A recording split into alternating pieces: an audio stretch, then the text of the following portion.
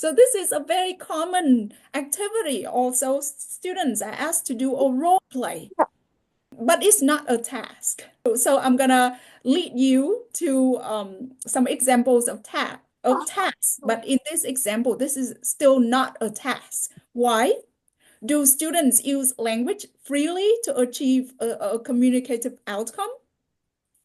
So in this activity, if students are doing it in pairs, Mia may just put one phrase or one word in the dialogue at a time, and then the server may just use the same sentences over and over again. So it is not really a task, and I can give you an example of how to turn this activity into a task.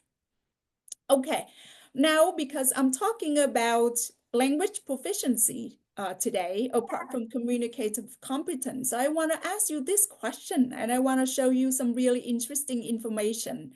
How long do you think it takes to develop advanced language proficiency? I'm pretty sure that all of us have gone through the process of learning another language, and you also teach students to learn another language or train teachers to do that. Then how long do you think it takes to develop advanced language proficiency? It depends, yes, but I would love a guess. Yeah, a lot of factors for sure. A lot of factors. But do you want to venture with a guess of how many hours or how many years?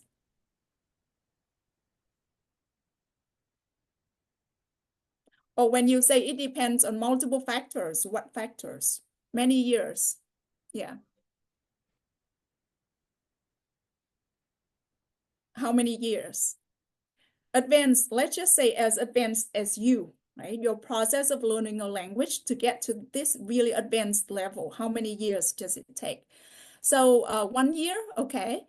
Age, motivation, attitude, yes, those are really good factors to think about. 3 to 4 years, okay. The whole life, I agree. We are learning all the time when we are learning new language all the time also. And when we don't use the language, we start to forget. Okay, so I'm gonna show you some numbers, and this is from an article from Pearson. Oh, I forgot to put the citation here. But Pearson actually put together an article based on previous research. It's not some kind of research that they do, but they put together some estimates based on previous research. And because this is an estimate, because there are so many factors, like you say, so such as the first language, right? Motivation, intensity of study. So those are really important factors affecting the speed of language acquisition. But based on previous research, what they can see is that for students to start from the A1 level to get to C1, if it is fast, it will take about 1,500 hours or 1,520 hours here, according to the article. Sometimes it takes longer, and for some students, it takes longer, and it can be close to 4,500 hours. So what I want to say here is that to develop language proficiency, it takes a long time. It takes a lot of study time as well as language use time, right? So we cannot develop language proficiency or advanced language proficiency overnight. Now, are you familiar with the IELTS score or IELTS test? Yes or no? Yes. Okay. So you're familiar with the IELTS exam? Yes, no? Okay. So the IELTS exam is kind of similar to the TOEFL exam if you're more familiar with it. It measures English language proficiency, especially academic English language proficiency. And it's so popular in many different parts of the world, like in Vietnam, where I am from. And students want to study to take the test. And some may think that they just need a few months to develop to in order to improve their score. And the IELTS actually goes from 0 to 9. So you can imagine that there are 9 bands in the IELTS exam. And students sometimes want to study for the test for just few months to get a high score. But research shows that this is research commissioned by IELTS and conducted in Korea, looking into students studying for the test. So in this research, when students spend 24 hours a week to study, and then they spend another 23 hours a week to use English, and after 12 weeks, their band gain on average is only 0.3 band. So this is also to show that it takes a long time to develop English language proficiency. And if you are curious about this research, I have a summary on my website, but you can also read the original paper. Okay, now we know that it takes a long time to learn a language, whatever it is, right? It takes a long time to gain proficiency language scores. Then what do you think, what conditions facilitate second language acquisition? You mentioned some factors, but for us as educators and teachers, if we want to create optimal conditions for second language acquisition, then what should those conditions be? I would love to hear from you in the chat. What conditions are important for second language acquisition if we want to push students from, let's just say, A1 to C1?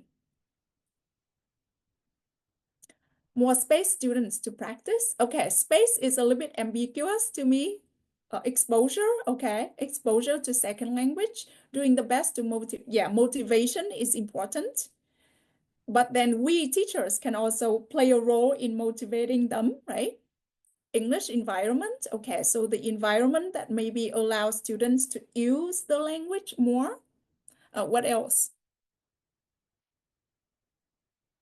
Comprehensible input, okay, self-regulation, yes. Modern tools, okay, so tools may help students to maybe get more exposure. Real-world tasks and exposure, interaction, okay. Confidence, using communication every day. Okay, I love to see what you share there. And so I want to share this. When I taught courses to graduate students, and then I found this model, it is a little bit old, but I think it still makes so much sense. If you look at my at this graphic on the right here, you can see that according to Polsky here in the model second language learning, you can see there are a lot of variables, right? So in terms of attitudes, in terms of social context, in terms of motivation, but also individual differences, right? Like age, personality, capabilities, learning opportunities, the opportunities that they have in the classroom as well as outside the classroom. And all these things determine second language learning outcomes. But if you also follow second language acquisition research and theory, you can also see that some of these conditions are essential for second language acquisition. The more they have, perhaps the better the outcomes will be. In terms of input, some of you already mentioned comprehensible input. If there is no linguistic input, there's no learning, right? This is actually essential for second language acquisition, and students need a lot of it. Opportunities to use the language to produce the output is important, so we agree on this. Interaction provides students with input, but also pushed output, right? They are pushed to produce the language. And then during interaction, they have to negotiate for meaning, they have to negotiate form, they get feedback, because during interaction, if someone doesn't understand something, then they get some kind of feedback. For individual differences, of course, motivation is important and engagement is important. Actually, my dissertation research has to do with engagement. Motivation gives students a reason to do something or pushes them to do something. But engagement is where learning happens. Students need to take actions. So engagement is more like actions that they take in order to provide or to get the opportunities for language learning. So I want to just share with you these principles, because my next question is that now that we know that these conditions are important, these principles are important, then how can we develop materials that provide these conditions? So that's the question to you, right? Or for you to think about. And I will share with you two approaches that I often use to develop materials and activities to do with students. Okay.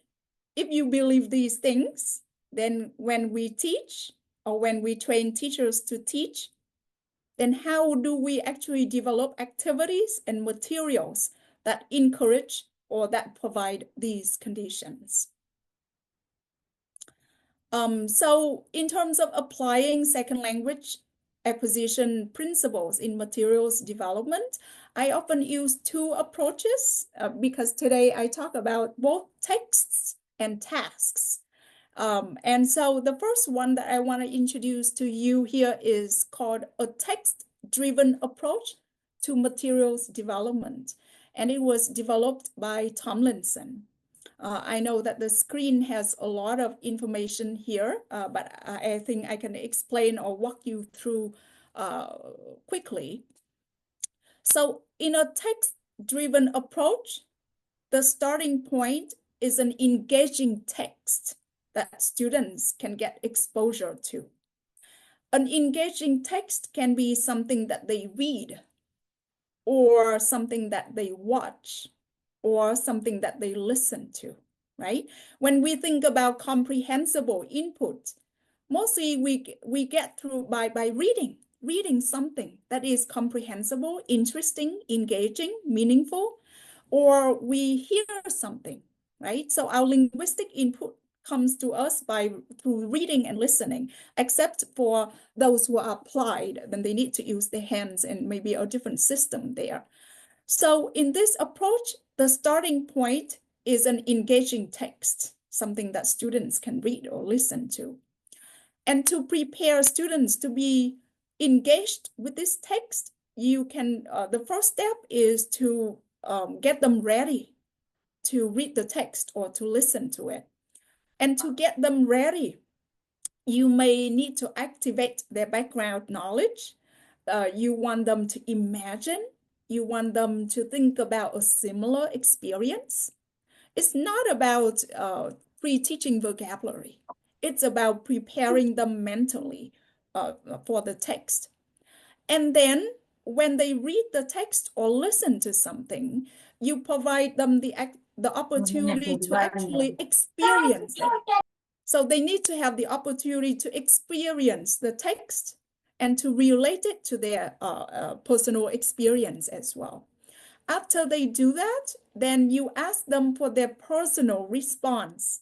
So instead of asking for comprehension, asking comprehension questions, you ask them for some kind of reaction and personal response to the text.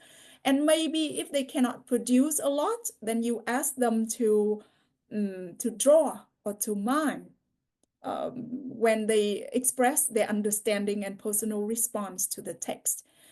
And after that, you can do what is called development activity, and they can development activity will help them to extend their understanding of the text. So maybe they write a different ending to a story that they just read, or maybe they write a story in a different setting. In this activity, you can be creative so that students can use language also creatively.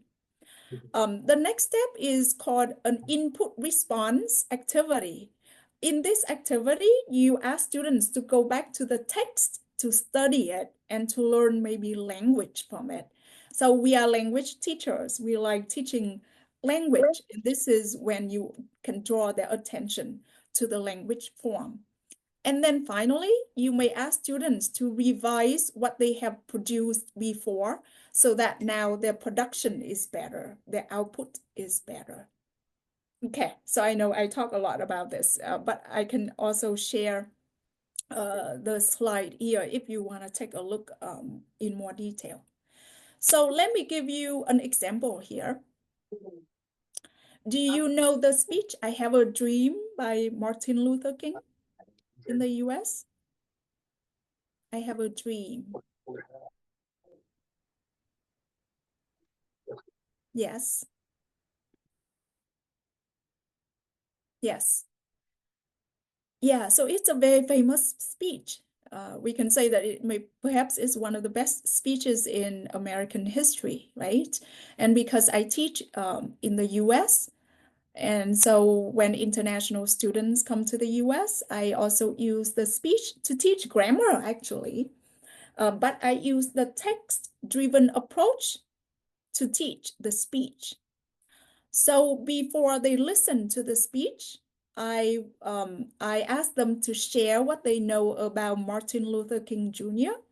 I asked them to share what they know about the civil rights movement. I asked them to think about maybe similar movements in their country. So this is just to get them ready to listen to it. And then when they listen, then I ask them to visualize the reality and the dream described in the speech. When they listen, I just want them to really pay attention to the meaning and maybe visualize in their head what the speech is about, the contrast between the reality and the dream. And then in the intake response activity, students can create a poster to contrast the reality and dream portrayed in the speech. So to get them to express some understanding of the speech, instead of asking them to do comprehension questions, I want them to just representing their understanding in their own way. So I ask them to do a poster. They can draw, they can add text, but I want them to compare the reality and the dream portrayed in the speech. In the input response activity, I asked them to go back to the transcript, to the speech, to analyze metaphors that are used in the speech or the imagery in the speech. Really beautiful language and a lot of imagery there, a lot of metaphors there. So we study noun phrases, we study metaphors, and there are just so many great examples in the speech that I don't have to think of just decontextualized examples. I use the speech to do that. And then I ask students to write a speech about a current issue that they care about. So when I taught this course, students wrote about all kinds of different topics. Students from Japan actually like to write speeches to teach people about gender equality, right? So the kind of the similar speech, but for a different audience and for a different purpose.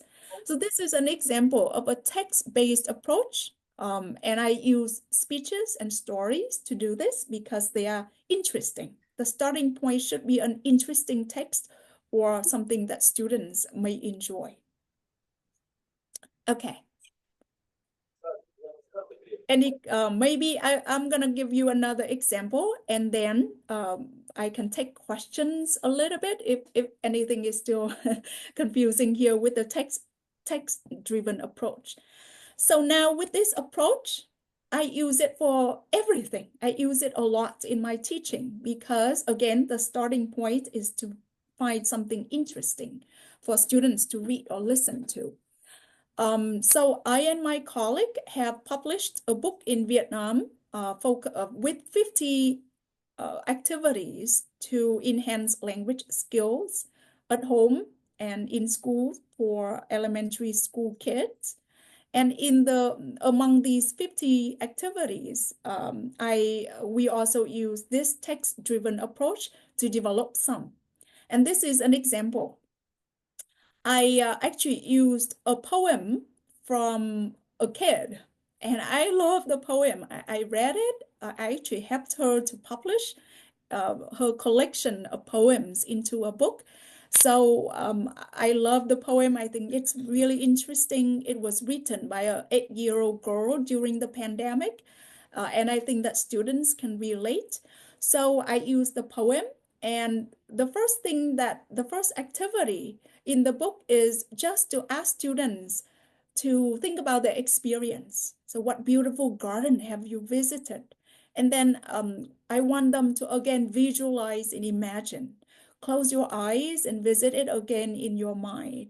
What plants and flowers are there? What animals are there? What colors and sounds do you see and hear? So that's the first step, right? Just to ask students to think about their own experience and visualize. In terms of vocabulary, if you have to teach something in advance, teach them very quickly. Maybe give translation. You don't have to spend so much time explaining vocabulary. And then you can ask them to read or listen. So here's the instruction. Listen to the poem Garden Friends. Compare the garden you imagined earlier with the garden she describes, right? And now I'm asking you to do this. Think about a beautiful garden that you have visited. Imagine the colors, the animals, the flowers, the plants that are there. And now I'm going to read the poem, or you can read it on the screen. And then in your mind, try to compare, right? Your garden and her garden. So let's try it. Okay. And this is the book that I have to publish.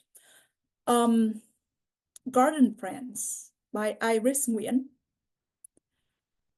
One morning, the sunlight was playing in the garden. The starfruit trees were awakening. The roses' petals were opening. One afternoon, the rain was coming. Let's have some fun in the rain. The trees were laughing and playing. The leaves were dancing like ballerinas. One night, the wind was singing. The stars were twinkling. The leaves and flowers were together dancing until dawn. Okay, so I hope that you have some images in your mind as you listen to me reading it, and also think about a garden that you have visited. So for this activity, maybe you can read it aloud, or you can ask students to read it. Or if you read it aloud, of course, the better you read it. I just guess that the more interesting it is for students to listen to. Okay, so after that activity, we want to ask students to compare by drawing. So they can draw their garden, and then they can also draw Iris's garden. And this is kind of to encourage creative, just understanding of the text. And then if you want to help students with more language use, it seems like this poem uses a lot of progressive or verbs in the progressive present continuous or past continuous tenses. Then you can give them a template like this, and they can write their own poem. And I'm pretty sure that they can write very interesting ones. Now that they have a model, they understand it, they illustrate their representation of the text through drawing. And now if they have to write their own, maybe they will play with language more. They will use interesting verbs here to create their own poem. Okay, so that's an example of a text-driven approach to materials development. So I'm going to stop here for a moment to see if you have any questions in the chat about this. So maybe I will ask a question to you first. If you use this approach, what are some texts that are interesting to your students?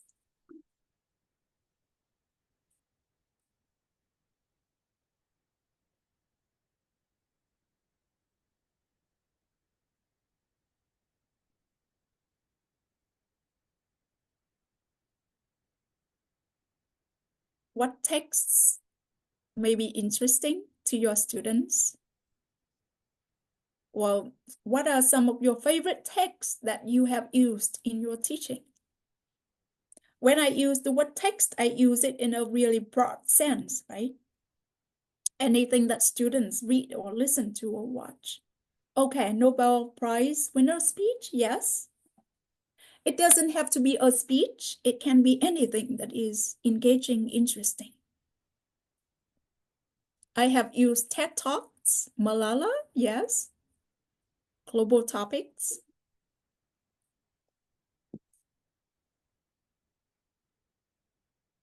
Harry Potter, okay. Ah, I haven't used it. What else? About friendship, okay. Real life events, yes.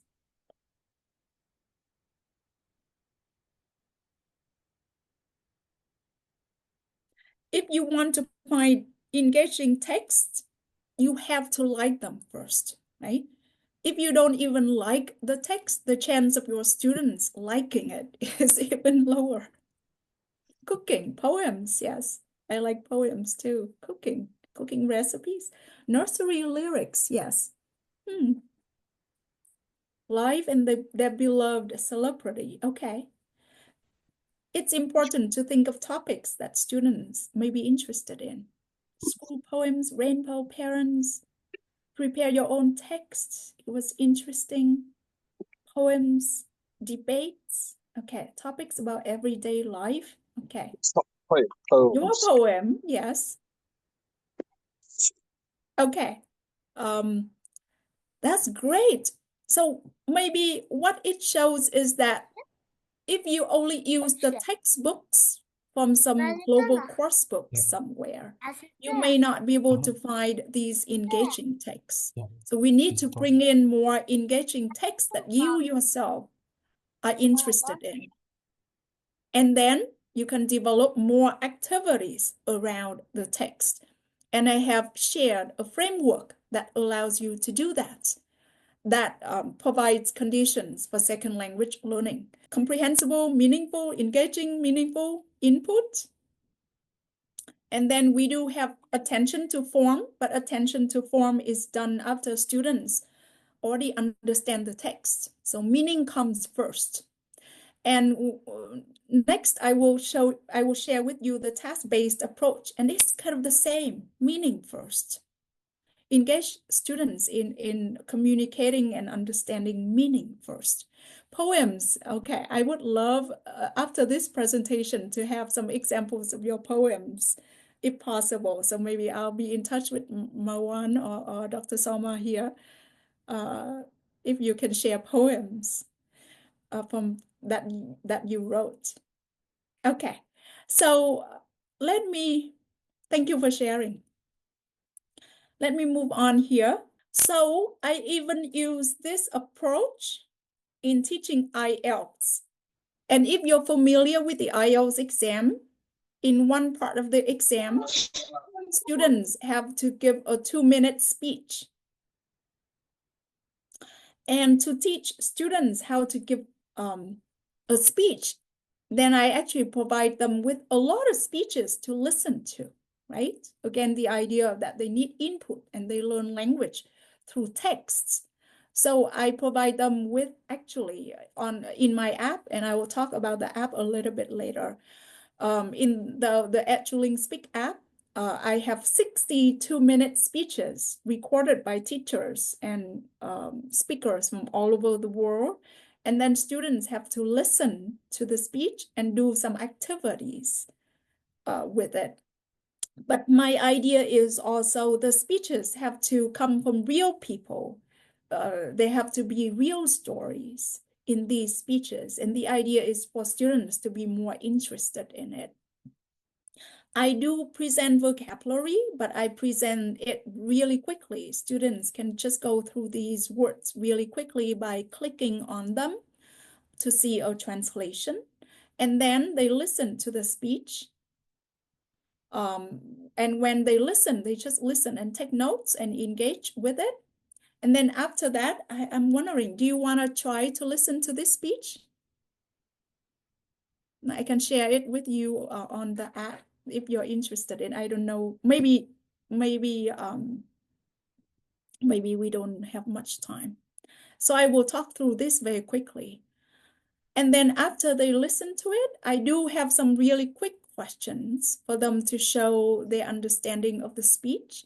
And they even rate their engagement with it or their emotional reaction to it and reflect on their understanding a little bit. And then they can listen again and reconstruct the structure of the speech. So they move the ideas into the correct spot. And finally, I present both the speech and the transcript to them so that they can click on the highlighted part here to learn more about the language. So this is kind of my approach to teaching something pretty dry. Test preparation is sometimes pretty dry, but I use both the text-based and the task-based approaches for students to be engaged in what I think can be an interesting speech. If you want to try this, I will share with you how to try it on my app later on. Okay, so now this has led me to the second part of my presentation, and I know it's getting late and you're tired. I have too much content here. The task-based approach, task-based language teaching, right? So who has heard of this approach? Task-based language teaching, or TBLT?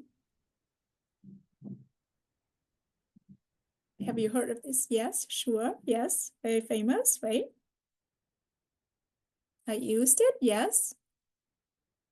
Awesome. Yes. Okay. No. Okay. So I have one no.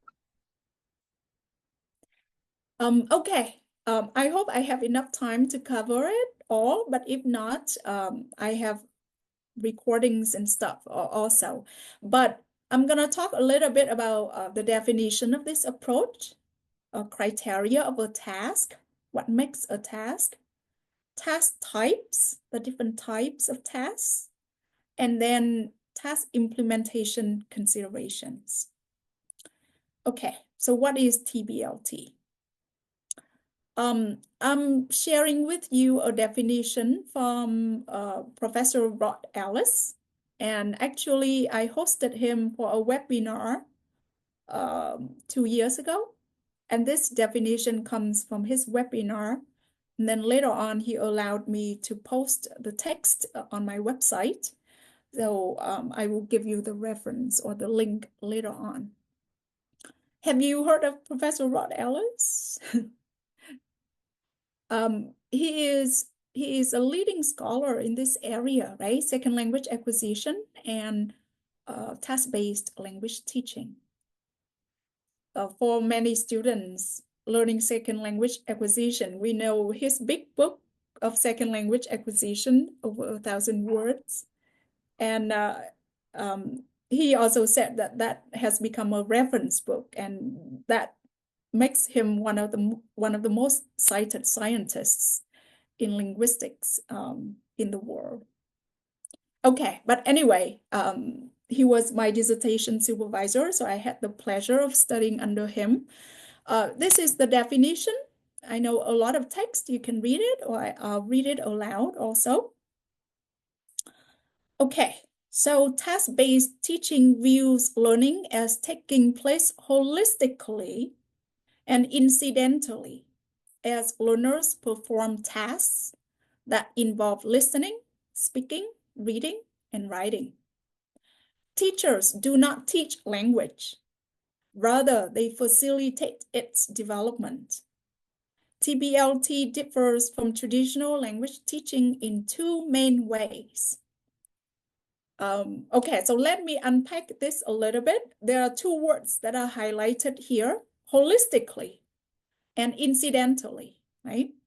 So when you think about holistically, what do you think about? What is an equivalent word in your language? I don't know your language, but I'm still curious. Holistically, what does it mean? or give me a paraphrase, or give me a translation in your language. I'm just curious and I want some interaction.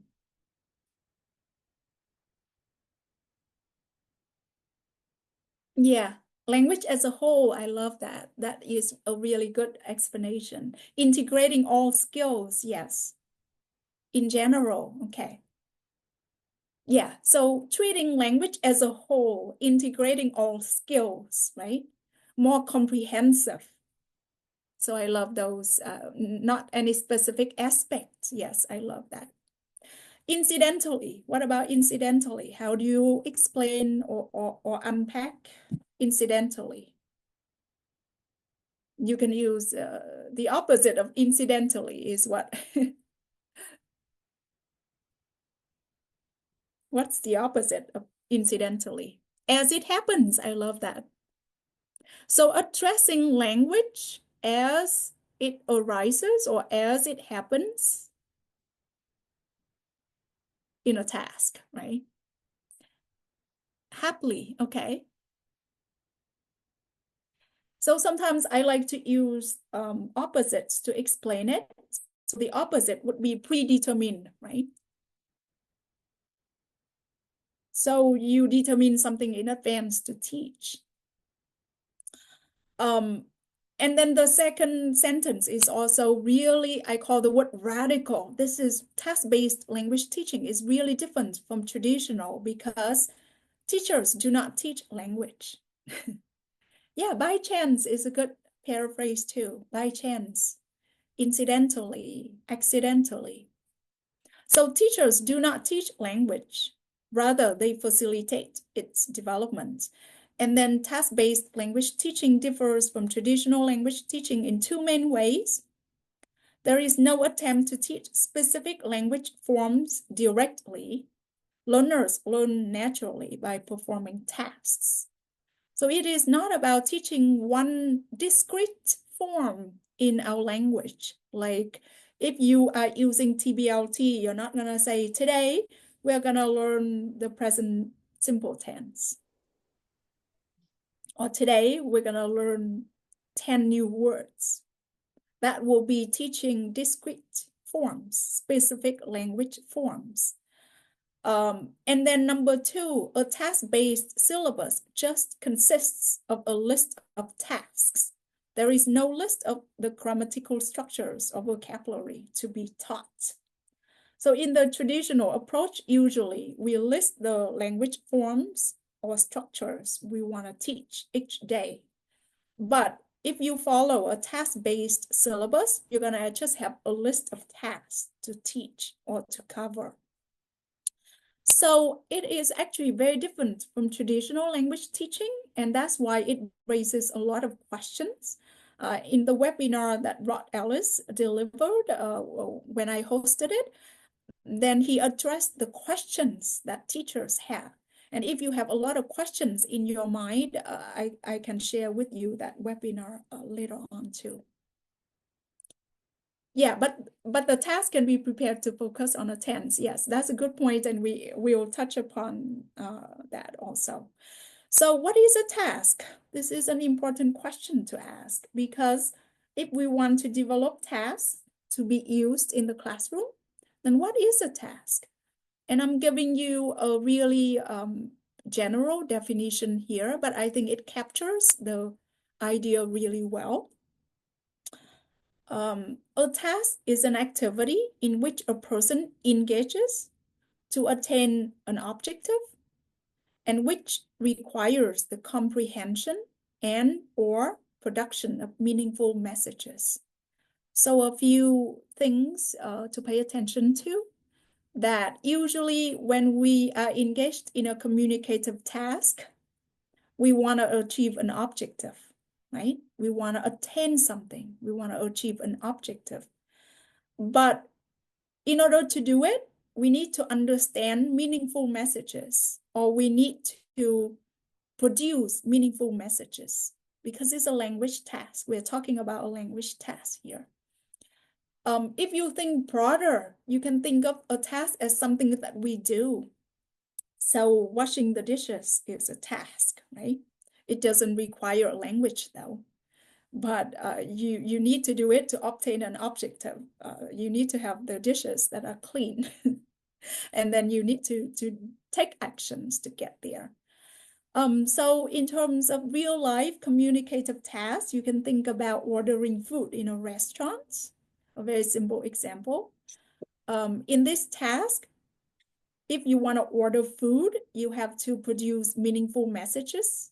You have to produce ideas that people can understand.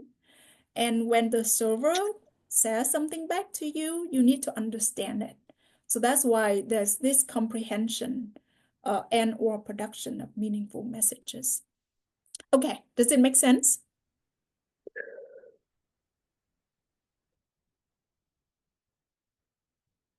Yeah, okay. But in the classroom, we don't use real life tasks all the time, right? In the classroom, what we may have is called a pedagogic task. We cannot take students out to do real life tasks all the time. We can have what is called pedagogic tasks. And so when you want to, this is what I do. When I develop a task, I follow the 4 criteria from Alice also. For an activity to be a task, then learners' primary focus has to be on meaning. Okay, they want to say something, they want to express ideas, they want to hear ideas. Learners use their own language resources or non-language resources also. So we need to use whatever we have to achieve the task. There is a communicative gap that gives the reason for us to communicate.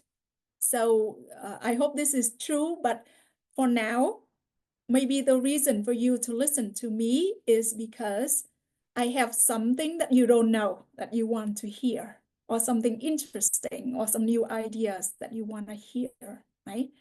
And for me, the reason why I'm talking and I'm doing all of this is I would love to share ideas and I would love to help you to understand some of these ideas. So this is a communicative gap. And in this case, you can call it an information gap. I have information that you don't have. Of course, you have your own knowledge and we know different things. And then number 4 is there's a non-linguistic outcome. The reason why we have number 4 is for learners to feel like it is a task, right? It's a problem to solve. There needs to be a product to show at the end. So these are the 4 criteria that I often follow. I already see a question there, which is a common question also. What if learners don't have enough vocabulary? Then you use input-based tasks. So for beginners, we need to use a combination of input-based tasks and output-based tasks or communicative tasks. If they don't have enough vocabulary, then perhaps they can learn it from a text, right? From an input-based task. Even for beginners, you may give them instructions and they have to illustrate it with their actions, like total physical response, right? That's a classic use of input-based tasks for students who don't have enough vocabulary to say anything yet. Anyway, so I'm gonna give you an example here. Let me take a sip of coffee. Been talking nonstop.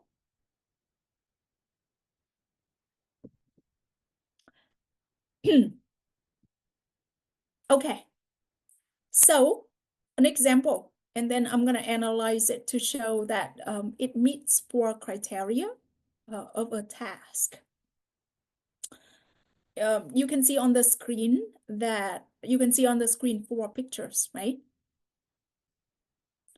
And these pictures were actually created by one of my students when I taught them at Chatham University. I asked them to think of a childhood story to tell. And then they have to draw 4 pictures to illustrate the events in the story. And then they mix the pictures up and they give the pictures to a classmate. And then now they have to tell the story so that the classmates can arrange the pictures into the correct sequence, right? So let me try to tell her story to you. And your job is to rearrange these pictures into the correct sequence. You ready? I may not tell it as well as she did, but this is what I remember. Okay, so when I was small, I was okay again. When I was small, I often played with my cousin. And one day we were just playing outside with each other. And then we decided to play hide and seek. So I went inside and hid in my grandma's closet. And for some reason, I fell asleep for hours. When I got up and went outside, I saw everyone was freaking out. My mom said that everyone had been searching for me for hours. So that's the story. Pretty simple, right? What's the sequence of the pictures? D, C, A, B. Yes, very simple. But it's a task because when I tell the story, and especially if in the classroom, if these are students telling stories to each other, when I tell the story, did you pay attention to the meaning, to the ideas, right? To the story that I wanted to tell because you wanted to find out what the story was. So your primary focus is on meaning. It's not about learning or rehearsing any language. And then when I do that, I have to use my own language resources, and my students probably had to do the same. And she probably used language that was different from mine, which is fine, which is how tasks are. And there's a gap here because there's an information gap. I have the information and you don't, so you want to find out what it is. And the non-linguistic outcome here is the sequence of the pictures, A, B, C, D, or D, C, B, A, B here in this case. So we kind of invented this non-linguistic outcome for students to really have to pay attention to just listen and complete the task instead of focusing on a word that they have to rehearse or a sentence structure that they have to rehearse. Simple language, and if the two students are working with each other, then maybe the listener can say, can you tell me more? If they still don't understand the story, right? So this is a task. Does it make sense?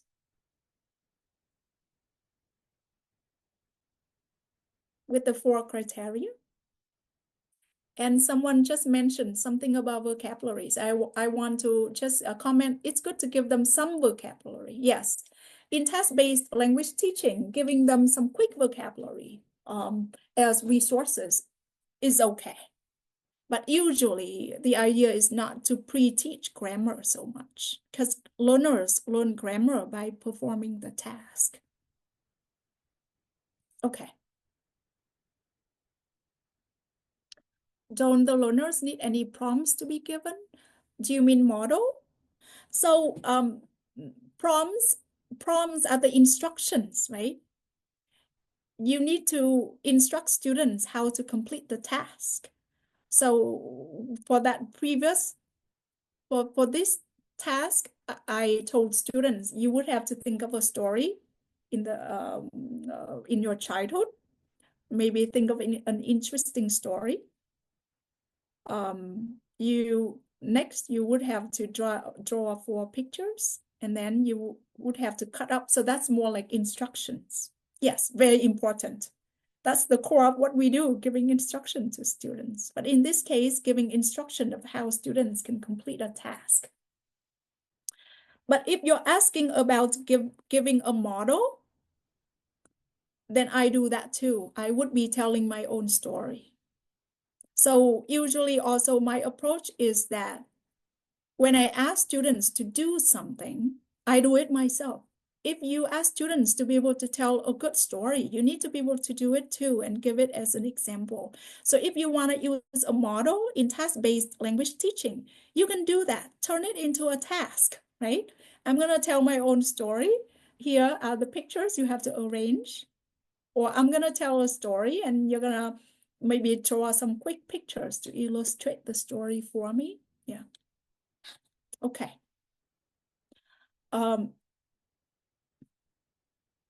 So what is not a task then? So if you just ask students to fill in the blanks with missing words, then that's not a task because they focus on language. They want to practice some vocabulary. That's not a task. Even with the role play that I just gave you as an example, it's not a task. Why? Okay, they are called exercises, right? And this is the example that I just gave you. A role play like this is not a task because first, there's no gap. Both students see the same information. They possess the same information. When they do this, they just practice a fixed predetermined sentence structure. And then they just have to put one word or phrase into the sentence at a time. They don't use their own linguistic resources, right? So that's why this is not a task. And then if you want to turn it into a task, pretty simple. You can turn a lot of materials or textbook activities into a task. So student A, you're going to say, student A, you're ordering food. This is what you'd like to have. Make a conversation with the server to order your food. Put a tick next to the items that the server doesn't have. And then student B, you're a server, you're taking an order. This is what you have.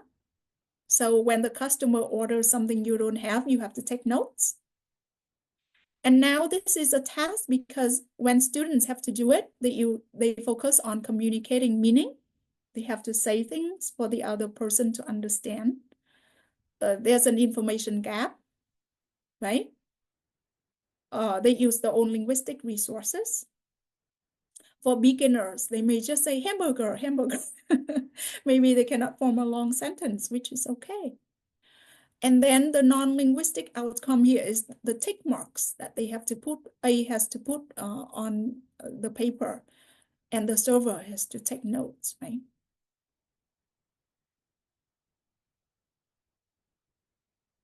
Yeah. Okay. So I like some of the comments in the chat also. Thank you for sharing. So I would like to introduce my app to you because I developed it to implement test-based language teaching. So when I created it, I wanted to create tasks that students can do together. And then I created more tasks for students to do on their own by listening to something. So also to get you to do something, if you have your phone, you can download it from the App Store. And we're going to try a task there and see what you think. Is that good, everyone? So the QR code is here, or you can search for it.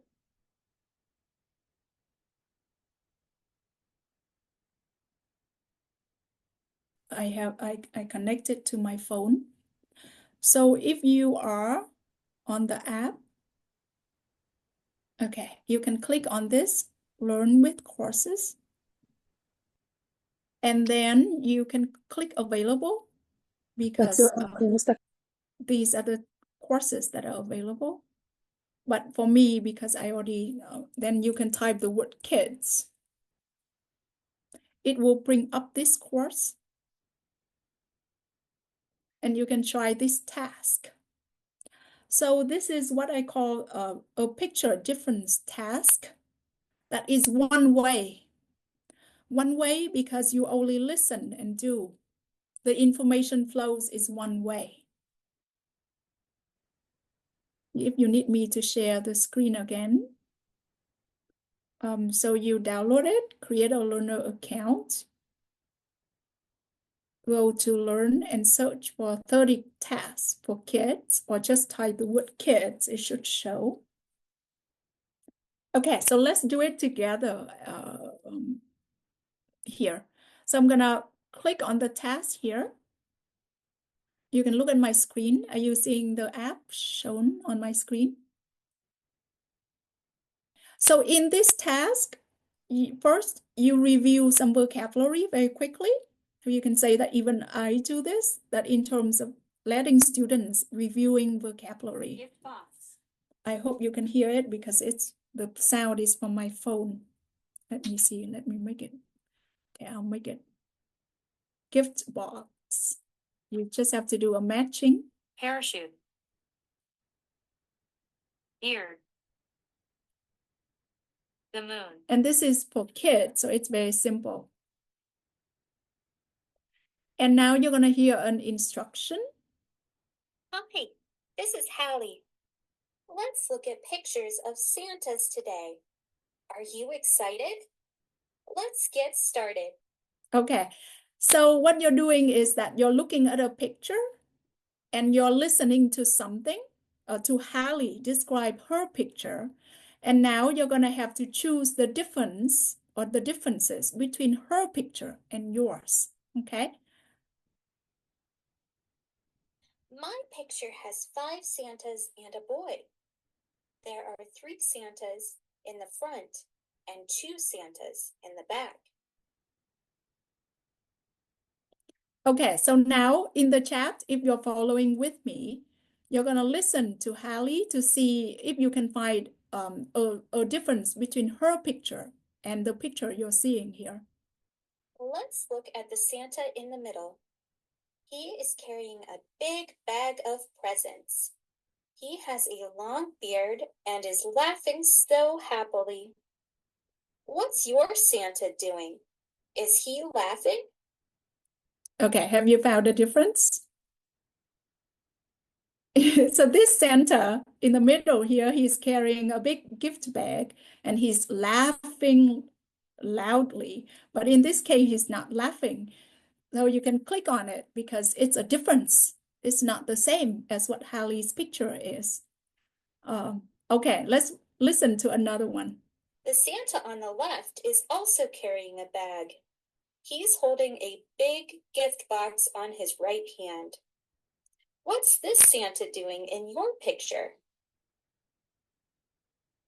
Okay, you can listen again. The Santa on the left is also carrying a bag. This one. He's holding a big gift box on his right hand. Okay. So what's this Santa doing in your picture? This one doesn't have a gift bag here, right? So again, it's a task because it's like something you have to do. It's like a problem you have to solve, but you have to process language to do it. Ah, now there's a big Santa on the right. In my picture, he doesn't have anything on his hand. What about the one in your picture? Is he holding anything? He's holding a gift box, right? So students have to listen, and then the next one, I'll go through this. In my picture, this big Santa on the right has a really long beard. His beard almost touches the bottom of his shirt. What about your picture? His beard is not that long. The Santa in the back on the left looks so funny. He's running to the right in a hurry. What about yours? This one is running to the left, right? So you can see that I have an app, but you can totally do this in the classroom. Just give them a picture and then you describe a different one. And in the classroom, it's even more flexible because when students don't understand, you add more details, you use different language. This is on the app, but anyway, oh, there's another difference. I like the Santa in a parachute. He's about to land on the ground. His parachute is yellow. What about your picture? Yeah, and as a teacher, you make it as interesting as you can. Describe it in maybe excited language or whatever voice you can, add details, make it descriptive. So actually, in the classroom, this can even be more engaging. And oh, there's more. Let's look at the boy. Mine is wearing a yellow and blue hat. He's holding a pink gift box in his... And then on the app, I also try to build in language learning. Now they can see two pictures. And if they click on it, the parachute is red. They see some description. The parachute is yellow. So you can reinforce language also, but after they already try to solve this Santa has a gift box. Yeah. Anyway, so that is an example of a task that I actually like using it with my daughter and with small kids. And let's see, I'm gonna share my screen back. And you can try these tasks in that course are all free and unlocked. You can try, maybe they will give you ideas to develop yours. Okay, so I showed that. Now you can make this into a two-way task, right? Two-way by asking students to work in pairs. Student A has one picture, student B has another picture. They have to describe the differences to find, describe the pictures to mark the differences on their paper. So I use this a lot with my young daughter who is 6 years old. And I have, with a lot of books that I have published, I use this approach because I have the experience with it. I know the different types of tasks, so I use it to teach Vietnamese, Spanish in collaboration with a colleague, English. Oh, find pictures. Okay, it's easy, but to find pictures in the classroom, it's easier for you because you don't publish it, right? I publish it, I have to be careful, but in the classroom, just find something on the internet, type spot the difference pictures. You'll see a lot of examples, but I can also share with you a few more tips. Okay. Let's see. I know. Are you tired? I'm just conscious about your time, and I talked a lot, but maybe we can just the participants some time for questions. Yeah. Yeah. The 30 tasks, it's on the app. So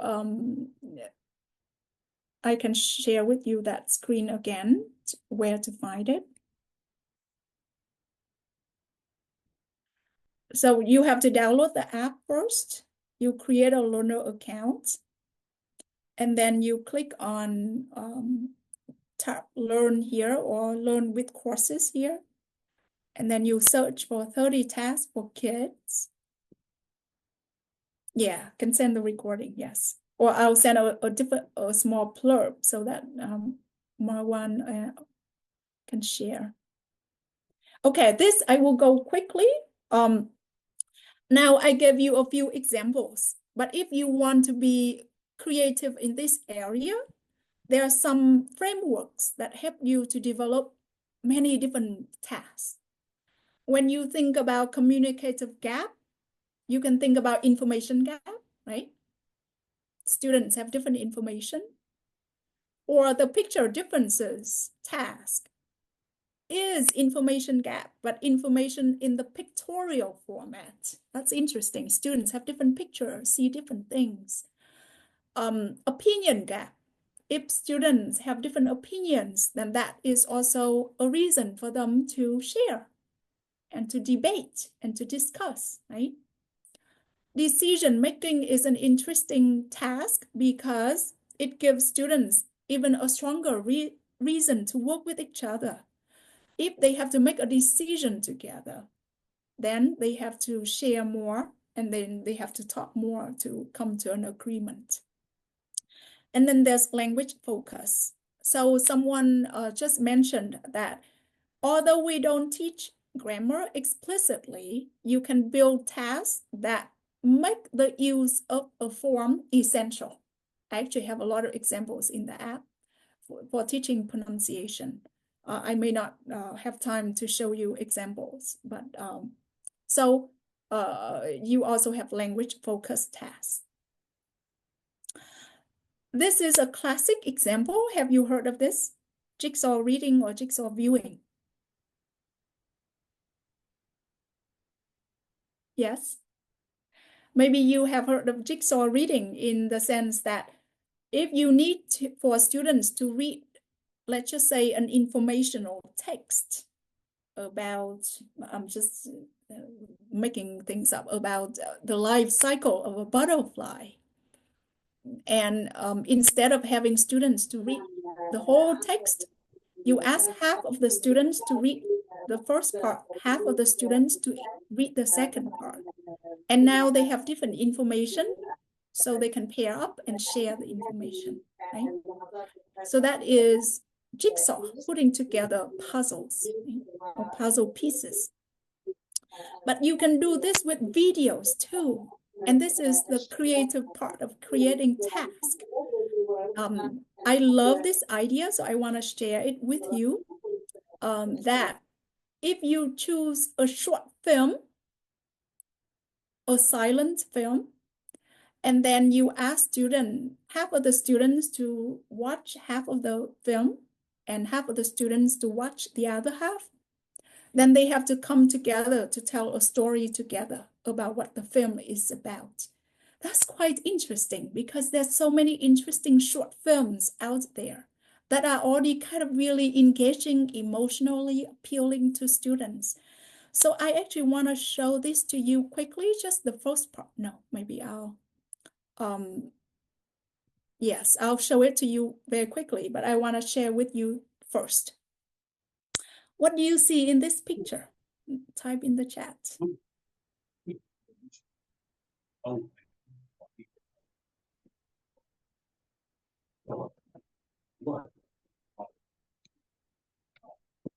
What do you see in this picture? A bird and a worm. Okay, maybe this is not very clear. What kind of bird?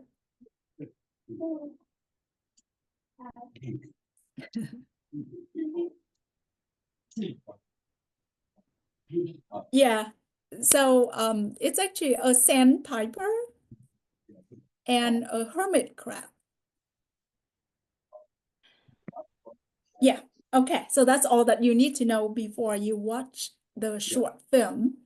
Most students or most of us will just know that it's a bird and a crab or a bird and a fish or a bird and a worm. But this is a chance to introduce to them two really new words, right? A sandpiper and a hermit crab. And this is vocabulary teaching, but not like you're going to spend 15 minutes on it or 30 minutes on it. Maybe you spend 2 minutes on this. And that's why in task-based language teaching, we don't pre-teach too much. It should not be too much. And then with this video, I'm gonna share it with you just as part of it, very short.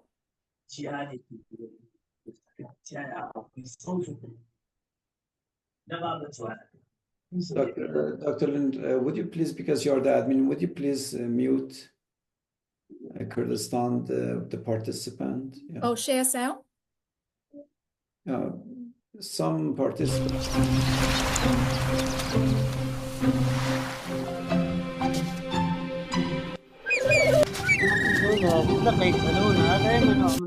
Okay.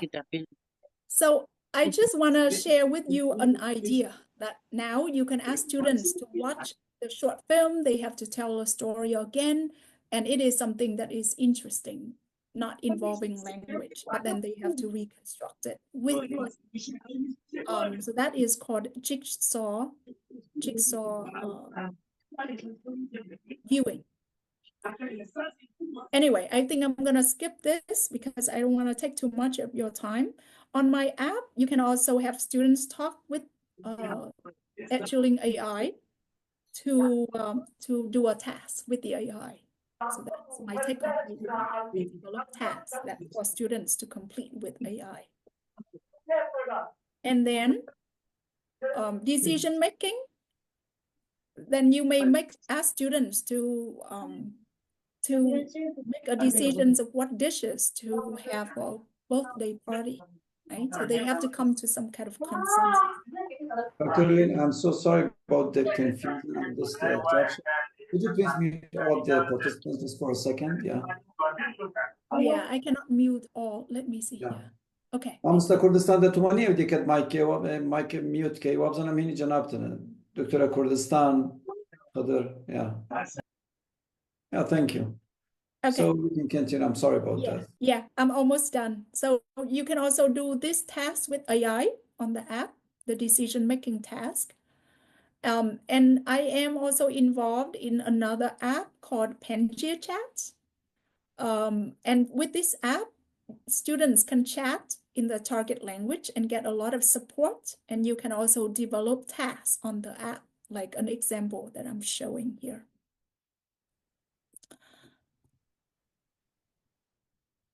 Dicto clause is interesting, but I don't have time to share with you, but I have an article here to share.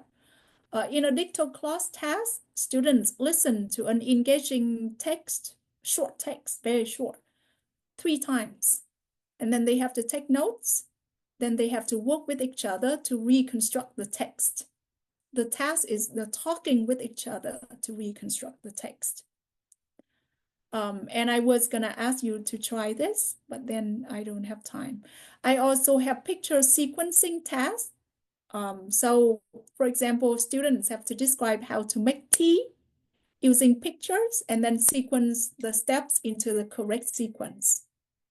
I have a lot on the app also, but students have to work in pairs, A and B. Last word about implementation. So when you implement tasks, you may have to think about what to do before the main task, how to give instructions, how to allow students to study the task materials, review vocabulary. So reviewing vocabulary is okay. When students work together, then you need to think about how you're going to group them, right? How going to pair them, group them. In my context, I like pairing students or grouping students of different proficiency. I feel like the conversation is more productive. Everyone can learn from each other. I like grouping students that have different backgrounds so that they have reasons to share. Planning time has been shown. You can give students time to plan in advance before they have to perform the task. And when they do that, it's likely that their language may be more fluent after planning, and they may use more complex language. And that's what we want. We want to push them to use different language. Task repetition is very beneficial. With the storytelling task that I just shared with you, the student can tell the story to different learners, same story, but to different learners. Then they still have a reason to tell the story. Maybe after they finish the task, then they can present it to the class, or you can review language.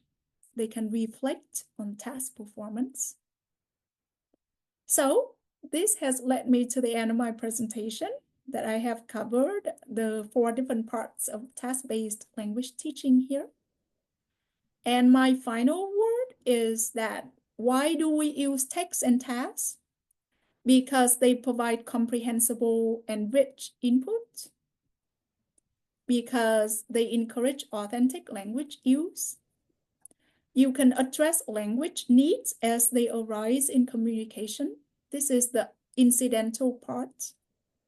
But the biggest theoretical reason is that when you teach language in context, there's a better chance that this knowledge or skill will transfer to real life contexts.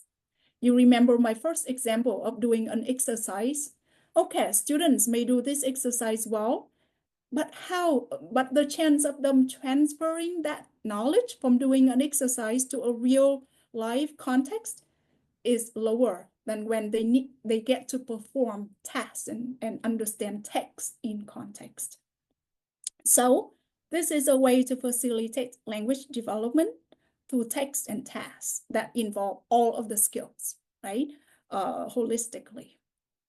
And then finally, on my app, and this is a gift to you or to all teachers, that I have a course called Developing Communicative Tasks with the content that is similar somewhat to what I'm presenting today, but in a really digestible format. And we have videos from myself, from Dr. Rod Ellis, from my colleague, Dr. Huang Nguyen. I think if you want to check it out,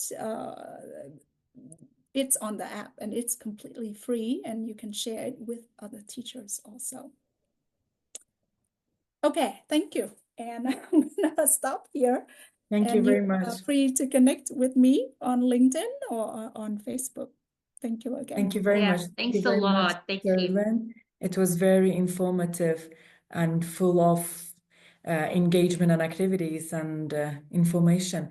But yeah, we will give chance for the participant to, if they have questions, but I would like to ask the first question. Yes. In relation to task-based teaching, I just wonder, I just want to know about your experience for which age group you found it the most effective, that this approach works the best. Interesting question. I would say that it is applicable to all age groups, but it is important for young learners. Because Exactly.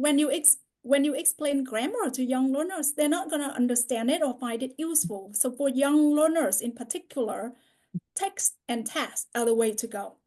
Right. You don't even need to explain grammar. Okay, I know that kids learn grammar as a subject at school. If that is the purpose, then they learn it in the first language. They learn about grammar. But to Exactly. develop language proficiency, especially among young learners, 100% just tasks and text. No, and maybe vocabulary instruction, but in the context of understanding a text or understanding a task. And that's what I have been using with my daughter, who is 6 years old, but I'm trying to teach her Vietnamese and I'm learning Spanish with her. It is true that at the beginning, mostly I read books to her, but now maybe we do things together, cut and paste and learning vocabulary. It may not be as communicative as a task, a language task, but again, it's no point explaining grammar to her. Exactly. And the reason that made me ask this question was my daughter is 12 years old. Once the teacher is explaining the grammar points and the grammar rules for her, she's just confused and she knows like a very good English. But once it comes to rules and patterns and put S there and put ES there, put ED there, she like gets confused and she's saying, it's better to, I know how to speak in English and I understand completely when I read a text in using simple past, but when it comes to rules, everything like will be confusing for me. That's why I'm saying teaching rules and patterns of the sentences and sentence structures to young learners is really not working well. It's That's better right. to teach them through context and making them discover while like what we call discovery learning. I'm Yes, sure you've heard, everyone like maybe heard about this. Um, like learning from what they discover later on is much better right, than teaching the grammar rules for young right. learners especially. Thank you very much. Yes, Yes. yeah, Um, definitely. yes, thank you. Great. Anyone who likes to ask questions? I don't know, Dr. Marwan, if we have time for that, and if Dr. We Lean can is still give happy. some few minutes to the questions. We can take some questions, but Okay. just typed here in case our colleagues are interested in receiving the certificate, they can just type their name within the chat box. So we will just send them the certificates. Yeah. Because some of the participants, they got just names that, yeah, their full name, I cannot find them. Yeah. So we will just issue them the certificate and mail them to their email. Yeah, thank you. Yeah, Doctor, if you don't mind, I have a question. Yes. Thank you so much for your very interesting webinar. I have a question related to the general terminology of the title of the whole session here. When we talk about such type of topic, many terms come to our mind actually. Communicative competence, pragmatic competence or incompetence, pragmatic transfer, interference, such type of terminology is kind of confusing too many learners when it comes to the practicality of such topic. Is there any kind of general umbrella term that includes all of these terms or terminology that is there in the literature? Or do we have to consider their subtleties and intricacies all over the literature? Yeah. Yeah, I don't think I can respond to it in a short time, but for professionals like us who do research or who train teachers, then we need to understand the differences among those terms. But for learners, I don't think that it is important to use those terms to them. If there is an umbrella term, I would say language proficiency is a bigger term or a broader term than communicative competence, right? So that's my answer. Now, I put the communicative competence there because I know that in schools, sometimes you are asked to teach a very fixed curriculum that has a list of grammatical points. Students have to take exams that mostly measure their grammar knowledge. So if that is the goal is to prepare students to do reading comprehension tests and grammar tests, then maybe the goal is not really to develop their communicative competence. And that's why I put it there. But if we really want students to be able to use the language, to communicate in the language, to understand what they read, to get to the meaning and contents that they want to get to through the text, then we have to teach differently. So that's why I put those two terms there. And I hope I answered it a little bit. Thank you very much. Yes, you did.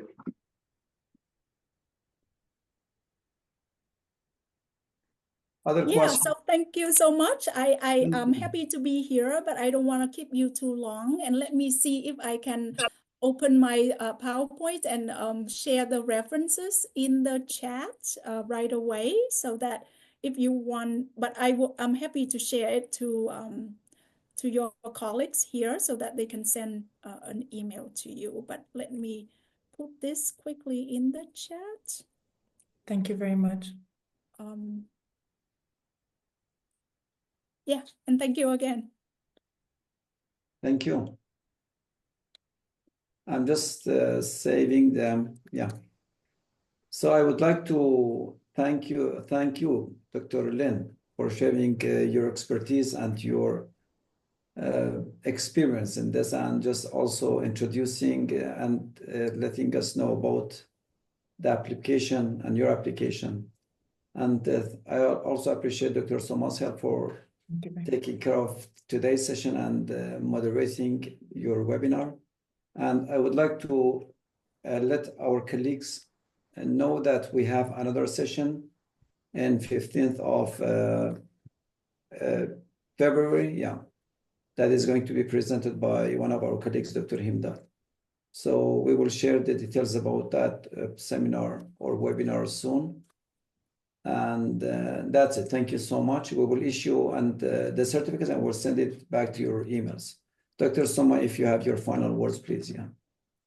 Thank you very much, Dr. Marwan. Thank you, Dr. Lin. Thank you for all those participants, like 42 participants is like a great thing to see.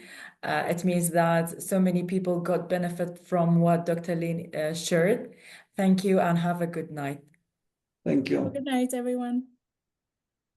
Thank you so much. Thank you. Bye. Thank you. Good night.